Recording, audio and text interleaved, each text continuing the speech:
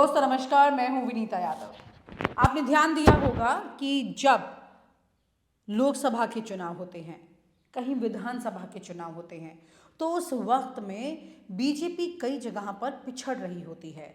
चुनाव से पहले ऐसा लगता है कि यहाँ पर इस बार तो बीजेपी की हार हो रही है, लेकिन ऐसा होता नहीं।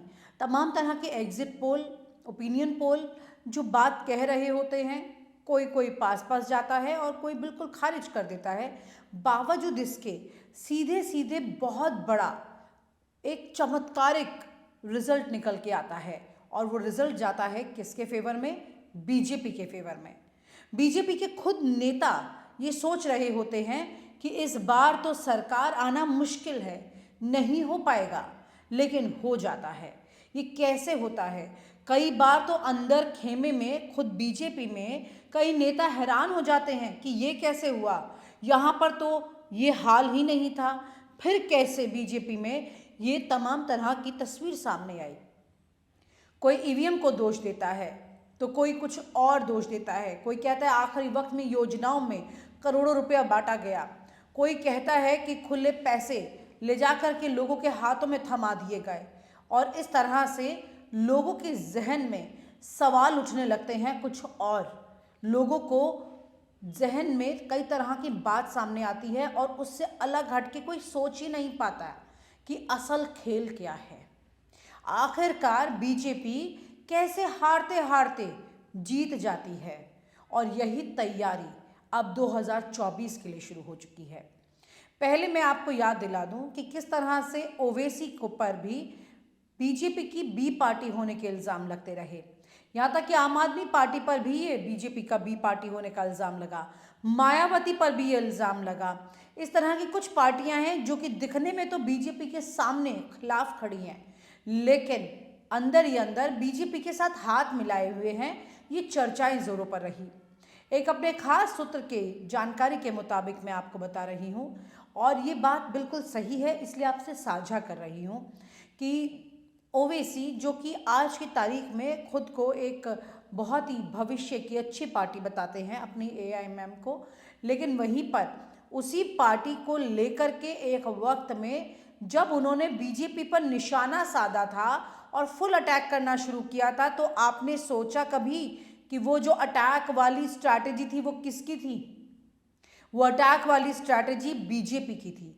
बीजेपी के कहने पर ओवैसी ने ये तमाम चीज़ें की थी। बीजेपी के कहने पर ओवैसी ने वोट कटवा का रोल प्ले किया था। यहाँ तक कि उत्तर प्रदेश में भी आए थे। उत्तर प्रदेश में हालांकि उनकी तरह और भी बीजेपी ने पार्टियों को न्योता दे दिया था। जैसे कि आप जानते हैं बिहार में जो पार्टी है मुकेश साहनी की पार्टी, उस पार्टी को जिसका कोई वजूद नहीं उत्तर प्रदेश में, उसको भी न्योता दिया गया, बीजेपी उसे वहाँ लेकर आई। इस तरह की ये वो पार्टियां हैं जो धर्म और जाति से जुड़ी हुई हैं। ये थोड़ा थोड़ा करके असर डालती हैं, ये ऐसा असर डालती हैं जिसका काटना दिखाई भी नहीं देता और असर भी पूरा होता है। धीरे धीरे विष की तरह इनका असर फैलता चला जाता है। ऐसी तस्वीर है। अब मैं आपको बता दूं कि जो बात मैं ओवैसी के बारे में बता रही हूँ, ये सच इसलिए है क्योंकि ओवैसी खुद बीजेपी के दफ्तर में उस दौर में चुपचाप से जाया करते थे और पूरी रिपोर्ट दिया करते थे, जिसमें ये जानकारी होती थी कि किस तरह से उनकी वजह से वोट कहाँ कहाँ कितना कटने वाला है, उनके कौन से एग्रेसिव भाषण की वजह से लोगों के जहन में बदलाव आ रहा है। आपको पता होगा कि उत्तर प्रदेश में भी जब ओवैसी आए थे चुनाव में 2022 में, तो उन पर अटैक भी हुआ था, उनके कई तरह के भाषण भी गए थे, बहुत कुछ ऐसा हुआ था जिसने मुस्लिम वोट का ध्यान उनकी तरफ आकर्षित किया। लेकिन ये इस हद तक जाना, इस हद तक की स्ट्रैटेजी सामने आना, क्या वाकई में आपको नहीं लगता है कि इसके पीछे कुछ और कहानी है? इस देश में लगभग 2000 से ऊपर छोटे दल हैं। ये तमाम छोटे दल ऐसे हैं जब वो अपनी स्ट्रैटेजी पर इनको पूरी एक, जिसे आपने कहानी सुनी होगी बचपन में, छोटी छोटी लकड़ियों को इकट्ठा करे जाए तो फिर उसके बाद एक बहुत मजबूत ताकत बनती है। बीजेपी ने इन्हीं छोटी छोटी लकड़ियों को इकट्ठा कर लिया है और अपनी ताकत में बदल दिया है। अब इन पार्टियों को इससे पैसे का फ़ायदा मिलता है या कुछ और फ़ायदा मिलता है, वो बात की बात है। लेकिन उससे पहले की डील ये क्लियर है कि बीजेपी इन सबको ड्यूटी पर लगा देती है। चुनाव के वक्त में ना सिर्फ बीजेपी का अपना खुद का एक बड़ा सेटअप जो है, मतलब हजारों लाखों कार्यकर्ता चुनाव में कूद पड़ते हैं, अब तो करोड़ों कार्यकर्ता कह दिए जाएंगे, जिस तरह से उन्होंने अपनी लेयर्स तैयार कर ली हैं। ऐसे वक्त में बीजेपी इन तमाम पार्टियों को भी अपने ही काम पर लगा देती है। आपको लगता है कि आपके इलाके में ये व्यक्ति कुछ क्रांति करने आ रहा है, लेकिन ये व्यक्ति क्रांति करने की जगह आपका वोट बड़ी चुपचाप से जाकर बीजेपी के खाते में डाल रहा है। ये चीज़ आपको समझ में नहीं आती है कि कैसे ये हो रहा है। मायावती भी इस वक्त, जो कि एक बड़ी पार्टी के तौर पर है सामने, मायावती भी इस वक्त उसी तरह का रोल प्ले कर रही हैं। मायावती ने तो खुल्लम खुल्ला ये कहा भी है ट्वीट में कि ऐसी बयानबाजी ना करे, पता नहीं किसको कब किसकी ज़रूरत पड़ सकती है। यानी कि मायावती अपना खेल पूरी तरह से खेल रही हैं। उनकी ज़रूरत इधर भी पड़ सकती है और उधर भी पड़ सकती है। इस तरह की तैयारी के साथ मायावती इस वक्त चल रही हैं। ऐसे में सिर्फ मायावती नहीं है, मैं आपको याद दिला दूं फिर से कि 2000 से ऊपर ऐसे छोटे दल हैं जो लगातार इस वक्त सक्रिय हो चुके हैं इस देश में, जो अपना काम कर रहे हैं। वो ज़्यादा फर्क ना डालें, कम से कम कुछ सीटों पर अगर वो 5-5 हज़ार की वोट का भी फर्क डालते हैं, 5-5 हज़ार वोट का भी फर्क आता है, तो वो सीटें अगर किसी भी पार्टी के हाथ से निकलती और बीजेपी के हाथ में जाती हैं, तो आप ये समझिए ऐसे में ये गणित बढ़कर के कितनी सीटों का इकट्ठा हो जाएगा, जिसमें बीजेपी को एक बड़ा फायदा मिलेगा। इसके पूरी तरह से सारे रिजल्ट हैं, पूरी जानकारी है, तमाम तरह के ओपिनियन पोल, एग्जिट पोल वाले जो सर्वे वाले लोग हैं, ये सब इसी पर का काम करते हैं। योगेंद्र यादव ने हाल ही में ये कहा था कि अगर आप देखते हैं वोट प्रतिशत, तो इन राज्यों में जिनमें अभी कांग्रेस की हार हुई है, वहाँ पर कांग्रेस की फिर भी बढ़त है, यहाँ पर कांग्रेस को फिर भी फायदा है। लेकिन 2024 से पहले जो एक परसेप्शन अभी बीजेपी ने बना दिया है कि यहाँ पर अब बीजेपी वापस आ सकती है वापस देश में तीसरी बार, अब इस परसेप्शन के आधार पर कोई सवाल नहीं उठाएगा। लेकिन हाँ, ये ज़रूर निकलेगा कि इसी परसेप्शन के पीछे धीरे धीरे धीरे करके बीजेपी अपना एक बड़ा खेल खेल जाएगी। और वो ये खेल है कि छोटी छोटी इन तमाम पार्टियों की एक माला पिरो करके वो आपके गले में पहना देगी, जिसको आप देख भी नहीं पाएंगे, और असली माला राजपाट की जो है वो खुद पहन लेगी। ऐसी तस्वीर बिल्कुल साफ दिखाई देगी। तमाम छोटे दल इस फेहरिस्त में आते हैं। यहाँ पर जो भी दल खुल करके इस वक्त बीजेपी के लिए लड़ भी रहे हैं, उनकी भी कई जगह मजबूरी हो चुकी है कि वो अंदर खाने किस तरह से इस वक्त बीजेपी के खिलाफ ना करके चुपचाप से दिखाई देगा भी नहीं और पीछे बीजेपी के साथ लड़ जाएंगे। ये तस्वीर सामने है, क्योंकि आज की तारीख में बीजेपी के पास जितना बड़ा फंड इकट्ठा हो चुका है, उसके बाद छोटे दल तो क्या, कुछ और बड़े दलों को भी बड़ी आसानी से वो एडजस्ट कर सकती है। उत्तर प्रदेश में तो पहले ही कर चुकी है। आप देखिए, ओम प्रकाश राजभर, संजय निषाद का दल है, उधर अपना दल है। इस तरह के बिहार में मुकेश साहनी और तरह के हैं। मध्य प्रदेश में चले जाइए, यहाँ पर बसपा का भी साथ उन्हें मिला, और उसके अलावा गोंडवाना जो है, मतलब तमाम तरह के दल ऐसे हैं। और राजस्थान में भी ऐसे दल हैं, महाराष्ट्र में भी ऐसे दल हैं। कोई देश का कोना ऐसा नहीं है, कोई राज्य ऐसा नहीं है जहाँ पर ये छोटे क्षेत्रीय पार्टियाँ नहीं हैं। लेकिन ये तमाम क्षेत्रीय पार्टियाँ किसके हक में 2024 में लड़ेंगी, सवाल ये है। बात करते हैं वरिष्ठ पत्रकार मुकेश कौशिक जी से और समझते हैं कि ये पूरा गणित जो है किस तरह से बीजेपी के हक में जा सकता है, और क्यों विपक्ष ये काम नहीं कर पा रहा है, जो कि इस वक्त बीजेपी जिसकी तैयारी में है। एक बार फिर याद करिएगा, गठबंधन के जो ये तमाम दल हैं, ये अलग रोल प्ले कर रहे हैं, लेकिन इनके अलावा जो छोटे दल हैं, वो सभी के सभी किस तरह से बीजेपी के हक में और पर्दे के पीछे चुपचाप से एक बड़ा खेल कर जाएंगे, इसका अंदाजा आपको नहीं होगा। बात करते हैं मुकेश कौशिक जी से। मुकेश जी, एक बड़ा सवाल ये है कि 2024 में ये छोटे दल जो हैं, ये किसकी तरफ जाएंगे? आपको क्या लगता है कि इनको अपने पास लाने के लिए कौन सी बड़ा राजनीतिक दल ज्यादा मेहनत कर रहा है, या फिर यूं कहे कि इन पर पहले से ही शिकंजा कस चुका है? देखिए, मुझे लगता है कि जब से इंडिया ब्लॉक बना है और जो ममता केजरीवाल या फिर राहुल गांधी का जो खेल है कि भाजपा के उम्मीदवार के खिलाफ एक विपक्ष का उम्मीदवार हो, तो ये बहुत बड़ा अलार्मिंग फैक्टर है भारतीय जनता पार्टी की स्ट्रैटेजी के लिए। क्योंकि अगर भारतीय जनता पार्टी को कुल मिलाकर 40 से 42-43% वोट मिलते हैं और बाकी के उम्मीदवारों को 58-55% वोट मिलते हैं और वो बिखरते नहीं हैं, तो ये भाजपा के लिए वास्तव में खतरनाक बात होगी। आज़ादी के बाद से आज तक कोई भी जो बड़ी पार्टी है, चाहे वो कांग्रेस क्यों ना हो, बीजेपी क्यों ना हो, जिसकी भी सत्ता आई हो, चाहे वो जनता पार्टी के राज के समय भी देखा गया हो, किसी भी राष्ट्रीय राजनीतिक दल को जो सरकार बनाता है, उसको कभी भी 50% से ऊपर वोट नहीं मिलते। यानी कि उसके खिलाफ जो पड़ने वाले वोट हैं, वो अधिक होते हैं, लेकिन वो अक्सर बिखराव में होते हैं। ऐसे में ये बहुत ज़रूरी हो जाता है किसी भी सत्तारूढ़ पार्टी के लिए अगर वापसी करनी है, कि उसके वोट इंटैक्ट रहे ना रहे, दूसरे के बिखरे हुए ज़रूर रहें। ये बहुत बड़ा मैनेजमेंट होता है। ऐसे में बीजेपी के लिए बहुत बड़ा ये खतरा भी हो सकता है, बहुत बड़ा एसेट भी हो सकता है, अगर वो इन दलों पर अपना हाथ साफ करे तो। ऐसे कई दल हैं, उत्तर प्रदेश की भी अगर बात करते हैं, ओम प्रकाश राजभर की पार्टी है, संजय निषाद की पार्टी है, अनुप्रिया पटेल की पार्टी है, ये तमाम तरह के वो पॉलिटिकल पार्टियां हैं, अपना दल वगैरह सब मिला करके, जो कि एक बड़ा खेल बिगाड़ भी सकती हैं और बना भी सकती हैं अगर थोड़ा बहुत अंतर रहता है। तो यहाँ तक कि ओवैसी का अब उत्तर प्रदेश में बहुत ही मार्जिनल परसेंटेज होना, 0.1% पे जाना, लेकिन बावजूद इसके भी एग्जिस्ट करना भी मैटर करता है। बिहार से मुकेश सहनी का वहां पर उस वक्त आ जाना, जब वीआईपी पार्टी, आपको याद है कि मतलब वो उसका कोई वजूद उत्तर प्रदेश में नहीं है, लेकिन फिर भी बीजेपी उस वक्त उसको लेकर के वहां पर आई थी। इस तरह का एक पूरा एक प्लान करना है पॉलिटिकल पार्टीज का, इन छोटे दलों को ले जाकर के प्लांट करना लिटरली। तो आपको नहीं लगता कि ये अपने वजूद की लड़ाई से ज्यादा वोट कटवा वाली स्थिति में चल रही है कि भाई इस पार्टी को डैमेज करने के लिए ये वाली जाति का, ये वाले धर्म का ये वोट काटना है? इन छोटे दलों का इस्तेमाल तो हमने देखा है कि किस तरह से इन छोटे दलों ने अपने चुनाव नतीजे को प्रभावित किया। आपने गुजरात का नतीजा देखिए, वहाँ पर अगर आम आदमी पार्टी की मौजूदगी मजबूत नहीं होती, तो शायद कांग्रेस की उतनी बड़ी हार नहीं होती जितनी गुजरात में हुई।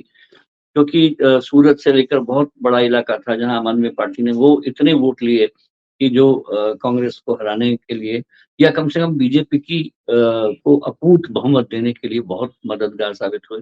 आपने देखा होगा पिछले 8-10 साल में जो ओवैसी की भूमिका रही है, ओवैसी की भूमिका बहुत बड़ा फैक्टर है, क्योंकि कम से कम भारतीय जनता पार्टी को एक बात तो साफ है कि उसका हिंदू वोट उसके साथ कितना है ये तो उसको पता नहीं है, लेकिन मुस्लिम वोट उसके साथ नहीं है, ये बहुत भरोसे के साथ पार्टी को पता चल गया है।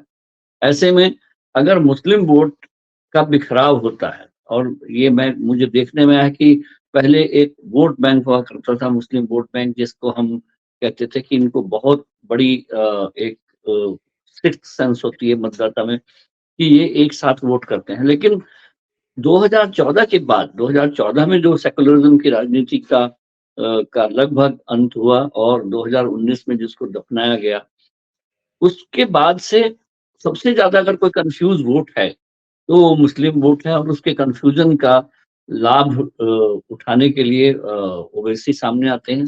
हर ऐसे चुनाव में जहां उनको पूरा पता होता है कि वो चुनाव में उनका कोई से नहीं है, लेकिन फिर भी हर कॉन्स्टिट्यूएंसी में उनके मतदाता उनके नेता खड़े होते हैं, उम्मीदवार सामने आते हैं, और बहुत 1% 2% वोट भी अगर इधर से उधर होता है, वो कुछ ओबीसी का होता है, कुछ छोटे दलों का होता है, और कुछ ऐसी पार्टियों का जिनका कोई से नहीं है।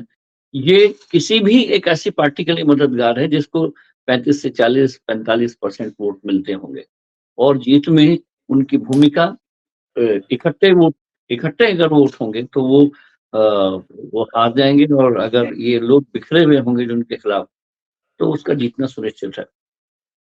और अगर हम बात करते हैं मध्य प्रदेश की, तो समाजवादी पार्टी, बहुजन समाज पार्टी और अगर वहीं पर गोंडवाना पार्टी जो है, इस तरह से इन छोटी पार्टियों ने यहाँ पर भी एक रोल प्ले किया। इसी तरह अगर हम बिहार की बात करते हैं, उसका मैंने जिक्र किया, वहाँ की कुछ छोटी पॉलिटिकल पार्टीज का। ऐसे मध्य प्रदेश की स्थिति है, सॉरी महाराष्ट्र की स्थिति है। इस तरह से ये जो छोटे दल हैं, अगर इनको मिला लिया जाए, लगभग ये कितने दलों की पूरी एक स्ट्रेंथ ऐसी है जिस पर इस वक्त बीजेपी काम कर रही हो, क्या वाकई में आपको लगता है बीजेपी जो अपना 400 पार का आंकड़ा दे रही है वो छोटे दलों की राजनीति का इस्तेमाल करेगी? और अगर वो इस्तेमाल कर रही है तो रिजल्ट में क्यों नहीं छोटे दल की एग्जिस्टेंस बढ़ती है बल्कि उल्टा बीजेपी की एग्जिस्टेंस बड़ी दिखाई देती है? देखिए, छोटे दलों का कई तरह से इस्तेमाल होता है। ऐसा नहीं है कि उनको साथ लेके ही आप उसका इस्तेमाल कर सकते हैं। साथ लेने में तो गठबंधन के सहयोगी हो जाएंगे और फिर उनकी भूमिका खत्म हो जाती है। जैसे कि जब इंडिया ब्लॉक की बैठकें हुई, शुरुआती बैठकें हुई, तो एनडीए ने अपना कुनबा बढ़ाया और एक एक करके जिन दलों के नाम आपको शायद और मुझे नहीं पता थे कभी जीवन में, वो एनडीए के 40 दलों में दिखाई दिए। अली बाबा के जो पूरे फौज उन्होंने क्रिएट कर दी थी। अगर उन दलों को छोड़ दीजिए, इन इन सारे 40 और इंडिया गठबंधन के 28 दलों को छोड़ दीजिए, तो एक तरह से 68 पार्टी हुई। लेकिन उसके बाद इलेक्शन कमीशन में आप जाइए तो वहां पर जो जो दल पंजीकृत हैं उनमें संख्या लगभग 2200-2300 दलों की है। तो हर हर मतलब 2200 एस्पिरेशन 2300 दल ऐसे हैं, छोटे छोटे दल जो कि मतलब अभी चल एक्टिव रहे हो हैं। सकते हैं, अभी भी हैं। और ये पंजीकरण हर महीने होता है। अगर आप इसको अपडेट लिस्ट देखें इलेक्शन कमीशन पे जाके, तो उसका आप असलियत पूरा फैक्ट आप अपने इसमें प्रोग्राम में दे सकते हैं कि इस समय कितने एक्टिव दल हैं। इनमें सिर्फ ऐसा ही नहीं है कि ये सिर्फ वोट की भूमिका निभाते हैं। ये दल अगर आप देखें तो इनके माध्यम से ब्लैक मनी को व्हाइट भी किया जा सकता है, क्योंकि हर दल अपना कुछ खर्चा दिखाएगा और हो सकता है कि जो मेन कैंडिडेट चुनाव लड़ रहे होंगे उनका खर्च इन छोटे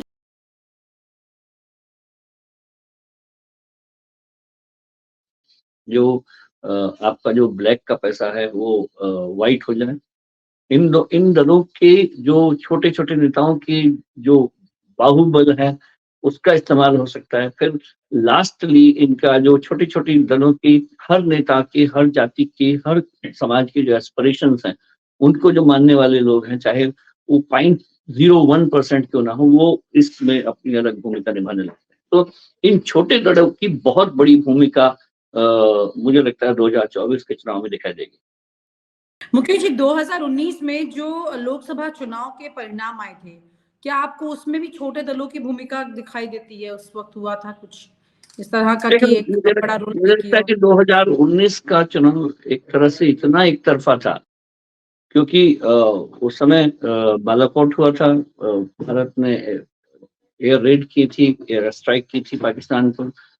तो पाकिस्तान के खिलाफ का जो माहौल था वो इतना प्रबल था मोदी के लिए कि उसमें सब आंधी ऐसी चली कि उसमें छोटे और बड़े दलों की कोई भूमिका नहीं रह गई थी। लेकिन आज की डेट में ऐसी कोई बड़ा इशू नहीं है अभी, मुझे और सामने दिखाई नहीं दे रहा। राम मंदिर एक पॉजिटिव इशू है इस समय, लेकिन वो नेगेटिव उतना नहीं है, उसकी बहुत बड़ी भूमिका नहीं होगी। ऐसे में सबसे बड़ी चुनौती भारतीय जनता पार्टी की सिर्फ अपने वोट नहीं है, दूसरों के वोट का बिखराव बहुत जरूरी है। और इसलिए भी बहुत जरूरी है क्योंकि बिहार की राजनीति बदली है, महाराष्ट्र की राजनीति बदल गई है। 2019 के बाद से शिवसेना और एनसीपी का लगभग दो फाड़ हुई है। बिहार में जेडीयू उनके अब साथ नहीं है, वो उनके दुश्मन आरजेडी के साथ है। उत्तर प्रदेश में पिछले चुनाव में जो देखने को मिला उसमें बीजेपी और समाजवादी पार्टी के बीच ध्रुवीकरण दिखाई दिया साफ साफ, और वहां पर किसी और बड़े दल की भूमिका नहीं। और ऐसे में यदि कांग्रेस और एसपी का टैक्टिकल अलायंस या सीधा अलायंस होता है तो ये छोटे दल फिर से एक बहुत बड़ी भूमिका में होंगे।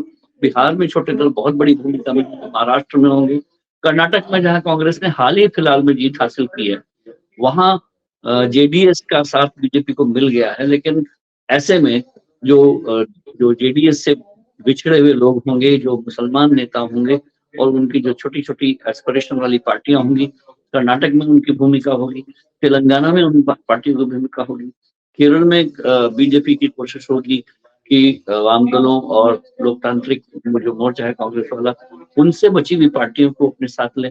तमिलनाडु में भी वही स्थिति होगी। तो इन दलों की इन सारे चुनाव में बहुत अहम भूमिका होने वाली है। और अगर सीधे मुकाबले वाली सीटें छोड़ दें, हालांकि जो सीधे मुकाबले कुछ भी नहीं होते हैं, अगर वो यूपी, राजस्थान, हरियाणा, उत्तराखंड, हिमाचल, मध्य प्रदेश, छत्तीसगढ़, इन सबको आप इकट्ठा भी कर लें, जहां पर बीजेपी और कांग्रेस के नेताओं का मुकाबला होता है, वहां भी तो मशीनों में लगभग 60-70 उम्मीदवार, 35 उम्मीदवार, 40 उम्मीदवार और कभी कभी तो 100 उम्मीदवार तक क्रॉस कर जा रहे हैं। तो ये कौन से दलों के होते हैं? और कम से कम ये मतदाताओं को कंफ्यूज करने में तो अहम भूमिका रखते ही हैं। एक पूरी जमात अगर उतर के आती है, पूरी मशीन सामने खुल जाती है, तो मतलब ये कुल मिलाकर के एक ऐसा समीकरण एक बड़ी पॉलिटिकल पार्टी बना सकती है कि इन दलों का इस्तेमाल करके अपने खाते में वोट ला सकती है, क्योंकि अगर हम वोट की एक इन पूरे गणित को देखें, दोनों तरह से इस्तेमाल कर सकती है। इनको अपने साथ ला के इस्तेमाल कर सकती है, इनको बिखरा हुआ छोड़ के इस्तेमाल कर सकती है। अगर साथ ला के उनके वोट ले सकती है, बिखरा हुआ होके विपक्ष का जो उम्मीदवार है उसके वोटों को बिखरा हुआ बिखार के एकजुटता ना होकर उसके उसके उसके कोर वोट चले जाएं और हमारे पूरे मजबूत रह जाएं, ये इस तरह से संभव हो सकता है। और ये अगर हम इनको प्रतिशत के हिसाब से देखते हैं कि कितनी ये जो तमाम छोटे दल हैं, ये छोटे छोटे जातियों के हिसाब से जुड़े हुए हैं हर जगह पर, और वहां पर अगर ये अपना इम्पैक्ट क्रिएट करते हैं, वहां पर लोगों में क्षेत्रीय के आधार पर, जाति के आधार पर लोग जुड़े रहते हैं, तो इतनी स्ट्रेंथ मानी जा सकती है इन सबकी कि ये कहीं ना कहीं छोटे छोटे डैमेज करके कम एक से बड़ा कम फायदा भी हर पहुंचा। चुनाव में, हर कॉन्स्टिट्यूएंसी में आप देख लीजिए, ये मेरा खुद का एनालिसिस है कि कम से कम 10% और अगर बहुत ज्यादा जाए तो 15 से लेके 18% तक ये वो दल होते हैं, वो उम्मीदवार होते हैं जिनका कोई नामो निशान चुनाव में आपको सुनाई नहीं देता, लेकिन वोट इनको मिलते हैं। ऐसे में 10% वोट अगर कहीं इधर से उधर होता है या कहीं किसी के वोट काटता है, तो ये उम्मीदवारों की हार और जीत का बहुत बड़ा कारण हो सकता है। तो यानी कुल मिलाकर के 2024 में ये तमाम 2200-2300 दल जो हैं, ये बड़ा रोल प्ले कर सकते हैं अगर इनको किसी ने अपने खाते में शामिल कर लिया, या फिर ये कहें कि खुल के नहीं भी किया तो बैकड्रॉप से पीछे बैक स्टेज में जैसे काम चलता रहता है, इसी तरह से पीछे पर्दे के पीछे ये एनालिसिस काफी कुछ करिए, बदल और ये आप एनालिसिस करिए, हमारे लिए भी एक अच्छा विषय है कि हम ये देखें कि 543 में से कितनी ऐसी सीटें थी जो 5,000 के माध्यम से हार जीत हुई, या 10,000 के माध्यम से हुई, या 15,000।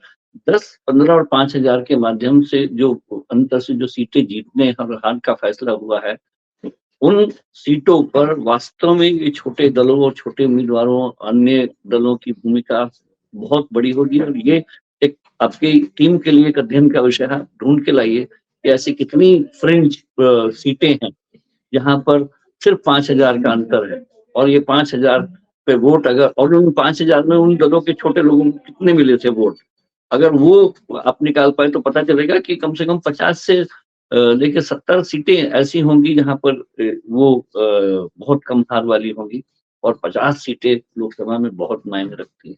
कुल मिला के 54 सीटें तो कांग्रेस को भी नहीं मिल पाई थी। अगर 50 सीटें ऐसी मिल गई आपको जहां पर हार जीत का अंतर 5,000 2,000 है, तो आप देखना कि ये छोटे दलों की, छोटे उम्मीदवारों की भूमिका कितनी बड़ी दिखाई देगी। मतलब अगर 50 सीटों पर भी ये छोटे दल अंतर डालते हैं, तो इसका मतलब ये है कि कांग्रेस और सरकार बीजेपी की बना और बिगाड़ बराबर, सकते हैं।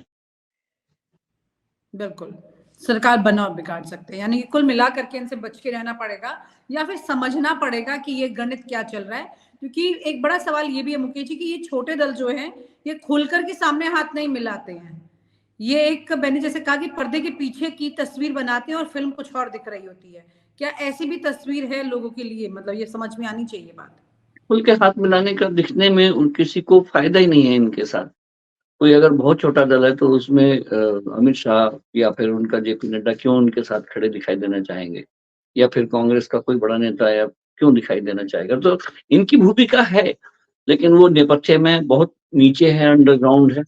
और जो होशियार पार्टियां हैं, जो जैसे बीजेपी एक पूरी कॉर्पोरेट मशीनरी की तरह चुनाव लड़ती है, तो ये लोग कोई कसर नहीं छोड़ते। हम और आपको शायद वो पता ना चलता हो, लेकिन नीचे इनका तंत्र जरूर ऐसा होगा जो इन दलों के, इन नेताओं के साथ अपने रिश्ते, साठ-गांठ मजबूत कर रहा होगा। बिल्कुल, ये अपने आप में एक चाणक्य नीति है अगर ऐसा हो रहा है, और कोई बड़ा राजनीतिक दल इन छोटे दलों को इस्तेमाल कर रहा है, जिन्हें खुद भी पता नहीं चलता है, और देश के भविष्य को 140 करोड़ की जनता द्वारा कैसे पूरा तय किया जाता है, उसमें ये बहुत बड़ा समीकरण है जिसे ध्यान में रखने की ज़रूरत है। क्योंकि 24 में ये आपको दिखने को लगेगा कि आप अपने पास में किसी एक जानने वाले व्यक्ति की दल को वोट करने जा रहे हैं, लेकिन कुल मिलाकर के वो वोट कहाँ जा रहा है, इसका कोई अंदाज़ा नहीं है। क्योंकि कुछ लोग तो प्रत्यक्ष जुड़े होंगे और कुछ अप्रत्यक्ष हैं, क्योंकि वो वोट कटुआ का काम कर रहे होंगे और उसका फ़ायदा दूसरी पॉलिटिकल पार्टी को जाता है। मैं ठीक कह रही हूँ नवकेश जी यहाँ पे? बिल्कुल सही कह रहे हैं आप। बिल्कुल ऐसा है जैसे कि आपके मोहल्ले में कोई मॉल खुला है और मॉल वाला की छोटी-छोटी सप्लाइयाँ हैं, वो मॉल से ही अब छोटी दुकानें, छोटे पंसारी पनपने लग गए हैं। इसी तरह से बीजेपी के बड़े मॉल के नीचे बहुत छोटे पंसारी, छोटे दुकानदार वहीं से उसी बड़ी दुकान से सामान लेके बेचने लग गए हैं। तो ये बिल्कुल चुनाव के स्तर पर भी ऐसा हो रहा है। Thank you so much Mukesh ji. बहुत बहुत गंभीर मुद्दा है मुझे लगता है और इसे समझने की ज़रूरत है लोगों को, क्योंकि बहुत सारे ऐसे छोटे दल के सांसद भी जब पार्लियामेंट पहुँचते हैं, तो लोग सोचते हैं कि देखिए इन्होंने इतना बड़ा काम किया, लेकिन उसके पीछे की पटकथा कोई और लिख रहा होता है। ये समझने की ज़रूरत है। बहुत-बहुत शुक्रिया। Thank you so much. और आप हमसे जुड़े रहने के लिए सब्सक्राइब करें YouTube पर, फॉलो करें Twitter पर और लाइक करें Facebook पर। और ज्यादा जानकारी के लिए आपको टाइप करना होगा सिर्फ न्यूज़ नशा।